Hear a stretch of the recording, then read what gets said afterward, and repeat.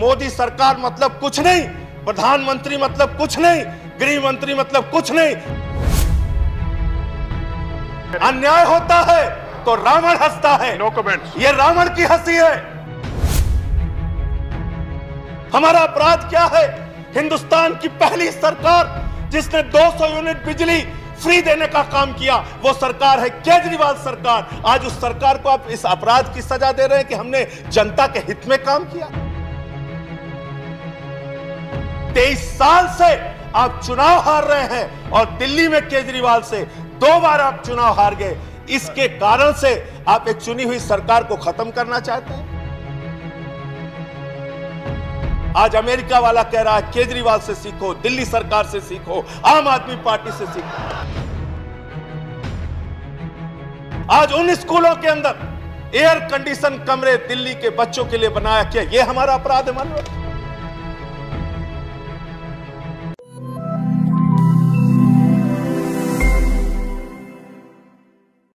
दिल्ली के 2 करोड़ लोगों ने एक सरकार को चुना।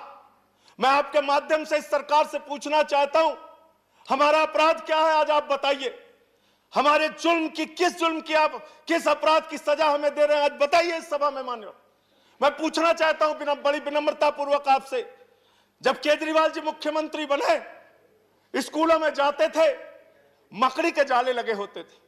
आज उन स्कूलों के अंदर एयर कंडीशन कमरे दिल्ली के बच्चों के लिए बनाया, क्या यह हमारा अपराध है? मानो दिल्ली में मोहल्ला क्लिनिक बनाया जहां पर 200 तरह की जांच फ्री होती है, अल्ट्रासाउंड फ्री होता है, लोगों का इलाज फ्री होता है, क्या यह हमारा अपराध है? मान्यवर, केजरीवाल सरकार ने महिलाओं के लिए बस की यात्रा फ्री की, बुजुर्गों की पेंशन 2 गुना की, विधवाओं की पेंशन 2 गुना की, दिव्यांगों की पेंशन 2 गुना की, गेस्ट टीचर की तनख्वाह 2 गुना की, क्या यह हमारा अपराध है? मान्यवर, हमारा अपराध क्या है? हिंदुस्तान की पहली सरकार जिसने 200 यूनिट बिजली फ्री देने का काम किया, वो सरकार है केजरीवाल सरकार। आज उस सरकार को आप इस अपराध की सजा दे रहे हैं कि हमने जनता के हित में काम किया। आज दिल्ली के सरकार की तारीफ संयुक्त राष्ट्र महासंघ के पूर्व महासचिव कोफी अन्नान जी ने की। दिल्ली के शिक्षा मॉडल की तारीफ, दिल्ली के मॉडल की तारीफ अमेरिका के न्यूयॉर्क टाइम्स में हुई। मान्यवर, लोग पहले कहते थे अमेरिका से सीखो, अमेरिका से सीखो। आज अमेरिका वाला कह रहा है केजरीवाल से सीखो, दिल्ली सरकार से सीखो, आम आदमी पार्टी से सीखो। ऐसी सरकार, ये हंसी सर, ये हंसी याद रखिएगा सर, ऐसे हंसते जब अत्याचार होता है, अन्याय होता है तो रावण हंसता है। No comments. ये रावण की हंसी है, याद रखिएगा मान्यवर। इस सभा के अंदर अन्याय होता है, अत्याचार होता है तो दुर्योधन हंसता है, कौरव हंसते हैं। अत्याचार और अन्याय होता है तो नादिर हंसता है, बाबर हंसता है, गद्दाफी हंसता है। यह हंसी याद रखिएगा मान्यवर।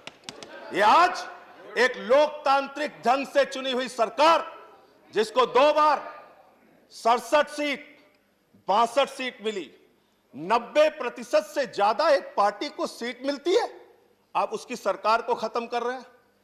और मैं बड़ी विनम्रता पूर्वक पूछना चाहता हूं, कम से कम रविशंकर प्रसाद जी यहां पर मौजूद हैं।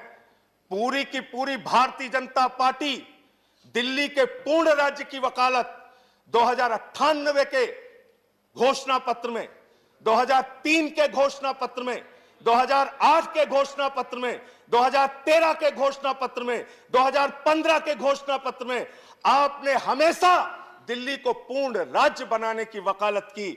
लेकिन क्योंकि 98 से लेकर आज तक 23 साल से आप चुनाव हार रहे हैं और दिल्ली में केजरीवाल से 2 बार आप चुनाव हार गए, इसके कारण से आप एक चुनी हुई सरकार को खत्म करना चाहते हैं, उस सरकार को समाप्त करना चाहते हैं। अभी हमारे भूपेंद्र यादव जी बड़े समझदार व्यक्ति हैं, कह रहे थे राष्ट्रपति सर्वोपरि बताया गया, राज्यपाल सर्वोपरि बताया गया, उपराज्यपाल सर्वोपरि क्यों नहीं बताया जाएगा?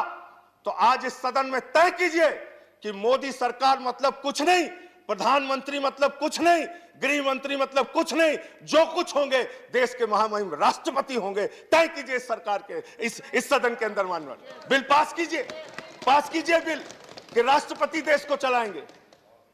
आज बताइए, दिल्ली में आप फ्री बिजली की योजना बंद करेंगे, लोग किसके पास जाएंगे? एलजी के पास? कि मुख्यमंत्री के पास।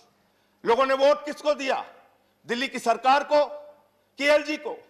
आपने लिख दिया गवर्नमेंट मींस एलजी, सरकार मींस एलजी।